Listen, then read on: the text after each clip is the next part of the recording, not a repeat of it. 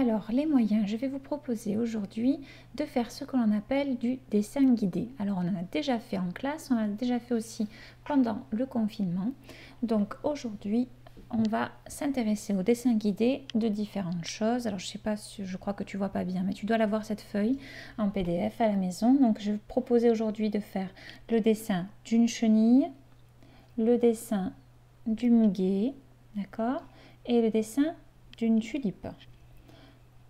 Le dessin de la fleur, c'est celui justement sur lequel tu as déjà travaillé, d'accord? Alors, on va reprendre ensemble tout d'abord le dessin de la chenille. Quand tu regardes cette feuille, tu vois qu'il y a plusieurs étapes. Il y a des numéros ici pour t'indiquer ce qu'il faut faire au fur et à mesure. Donc, c'est comme pour la fleur la dernière fois. Tu commences par regarder le 1, tu le dessines. Ensuite, tu regardes le 2 et tu complètes au fur et à mesure jusqu'à ce que tu arrives à la 6e étape. D'accord?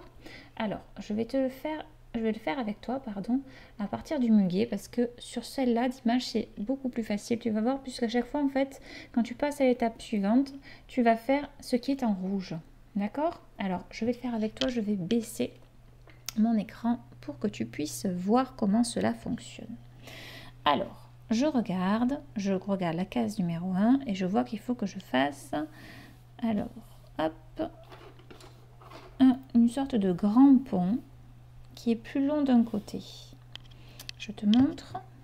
Je fais un pont, d'accord, et je l'allonge ce pont. Étape 2, je vais rajouter ici les petits traits, les petits ponts à l'intérieur. Ce sont des ponts.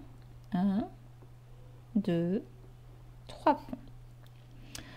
Ensuite, je passe à l'étape 3, d'accord, et je vais faire le petit muguet. Donc, pour faire le muguet, je vais tracer 4 ponts ici. 1, 2, 3, 4. Et ces ponts, je vais les refermer en faisant des lignes brisées. Je te rappelle, une brisée, il faut bien qu'on voit le pointu. Hein. D'accord? Et pour finir, je vais faire les feuilles ici en faisant 2 ponts.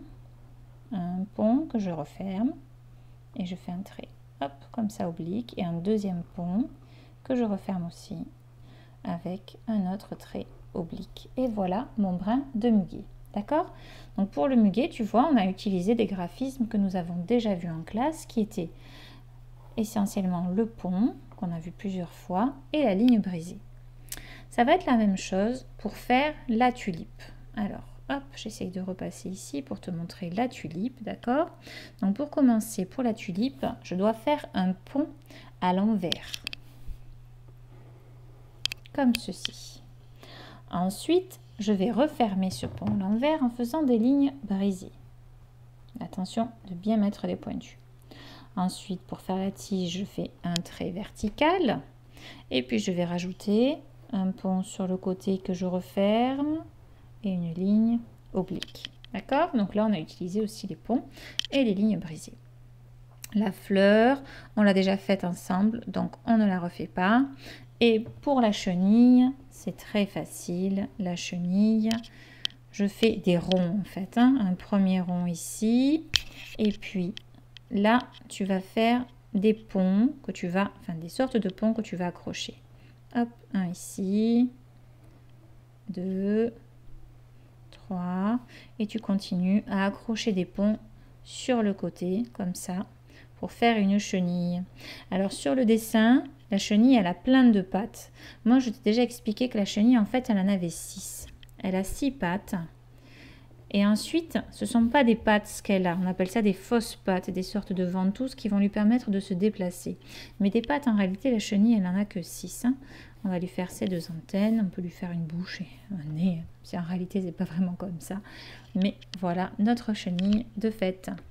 Alors, je te propose aujourd'hui de t'entraîner à faire tous ces dessins parce que lundi, je te proposerai, si tu as de quoi faire à la maison, de le faire avec, de le tracer sur le dessin que je te propose de faire aujourd'hui en art plastique. D'accord? Donc, il faudra le tracer soit avec un feutre noir si tu as, soit avec de l'encre ou de la peinture noire comme tu peux, et dans ce cas-là avec un coton-tige, d'accord, pour bien faire des traits assez fins. Mais ça, on verra ça lundi. Aujourd'hui, tu t'entraînes à faire les dessins guidés. Je te dis à tout à l'heure pour la suite des activités.